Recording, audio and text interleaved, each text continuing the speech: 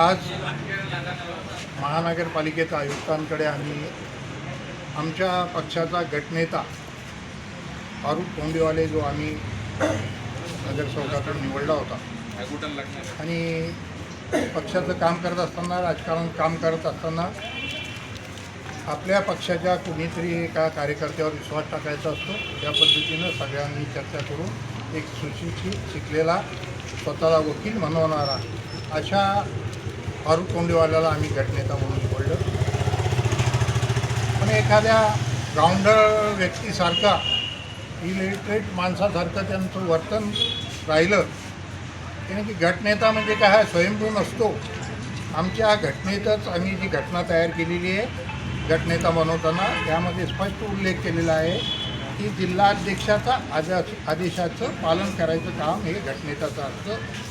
गटनेता स्वतः निर्णय घेऊ शकत नसतो.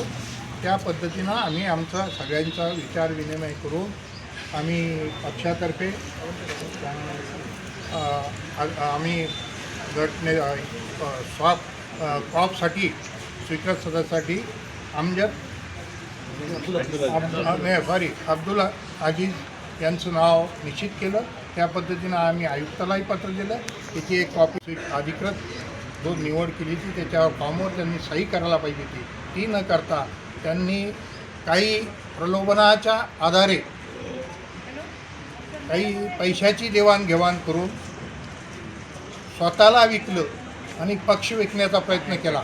पण आम्ही आपल्याला सांगू इच्छितो, गटनेता विकला असेल पण आमचा पक्ष हा स्वातंत्र्यापासून निष्ठेनं काम, आज एकमेव पक्ष देशामध्ये हा काँग्रेस ह्या जातीवादी पक्षाची लढत आहे. आणि मला याचा खेद वाटतो, ज्या लोकांच्या विरोधात ज्या समाजाच्या विरोधात लढू लागल्या तो पक्ष हे समाजाला अस्तित्व संपायला निघालं. त्या समाजाचे लोक काही पैशासाठी त्यांना विकल्या जाऊ आले. म्हणजे ही लाजिरवाणी स्थिती. म्हणजे ते स्वतः ऐकतात पण हे सर्वसामान्य जनतेचं मतदान घेतात. मतदान घेताना निवडून यायसाठी त्यांना पंजाने निशाणी लागते आणि निवडून आल्यानंतर ते सर्वसामान्य जनतेला त्यांचा सौदा करून स्वतः जातीवादी पक्षाच्या शेजारी जाऊन बसायला लागले.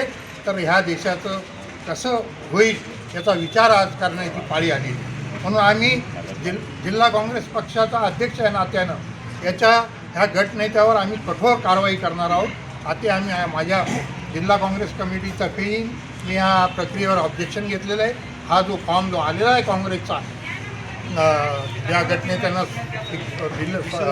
तिथं सबमिट केलेला आहे तो रद्द करावा आणि आमची कोट्याची काँग्रेसची जागा जी आहे ती रिक्त ठेवावी अशी विनंती केलेली आहे. आणि मला निश्चितच खात्री आहे की आयुक्त मॅडम, आपल्या ज्या कलेक्टर मॅडम आहेत, त्यांचं काम खूप चांगल्या पद्धतीचं आहे. ते आम्हाला न्याय देतील. आणि राहिला विषय आमच्याबरोबर नगरसेवकांनाही त्यांना त्यातलं काहीच कळू दिलं नाही. हा 60